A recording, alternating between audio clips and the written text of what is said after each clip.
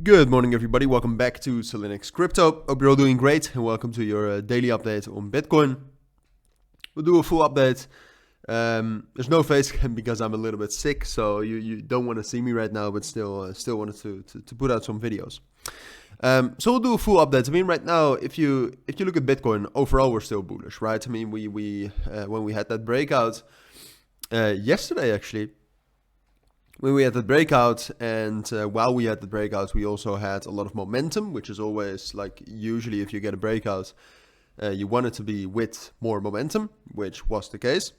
So that's just bullish, all right? We broke out with momentum. We got a little bit of resistance yesterday evening, but from there the 236 fib also held up very, very well, which is the weakest fib. So that's also some sort of bullish confirmation. And now the main question is what's next, right? So I would say we are bullish. Now, what I always try to do in crypto is to be prepared for the unexpected, right? So in general, I think you should be prepared for some sort of a crash and that this was all fake. But if we just purely look at the technicals, so the momentum, the breakout we had, it seems most likely that, sure, we might retest 69,000 and 70,000 again. And we might even drop down to 68,750. But even if we drop down to those levels, I would say those levels technically are strong enough.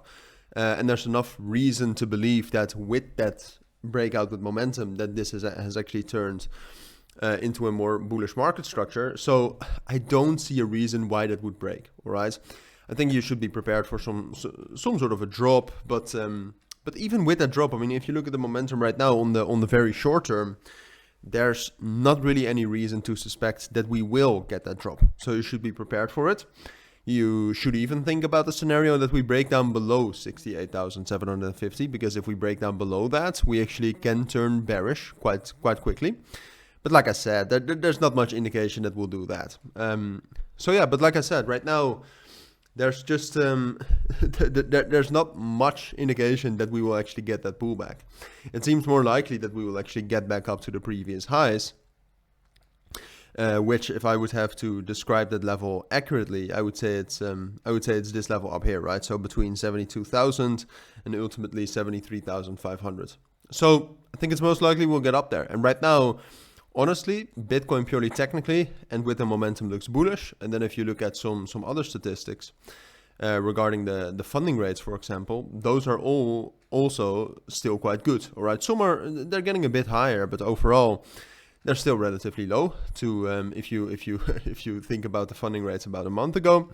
So there's definitely potential as well to break above 73,000 and potentially rally up to 80,000, for example. But that's for the future, all right? For now, it's too early to talk about that, I would say, and I'm still more focused on getting some sort of a momentum gain to get up to those previous stops, and then at those previous stops, if we don't lose any momentum, like if the open interest barely drops down, which it will drop down a little bit, but if it keeps some sort of high level, then we can also very quickly break above that. But like I said, I'll keep you updated on that. For now, something like this is actually what I think is most likely from here. But expect a pullback down to 68,700, and keep in mind that you should always expect the unexpected. But for now, that's everything you need to know. So if you do have any questions, let me know down in the comments. For now, take care. Have a great rest of your week, and bye.